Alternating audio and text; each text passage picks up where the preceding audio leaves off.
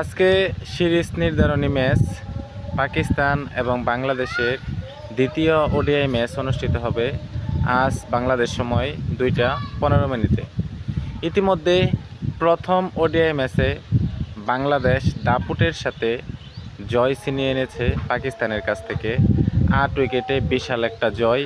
আর যে outstanding performance করেছে নাহিদ রানা, সেটা অনেক দিন মনে থাকবে, দর্শকদের ভক্তদের অনেক দিন মনে থাকবে। আর আজকেও কি সেরকম একটা ম্যাচ হতে যাচ্ছে।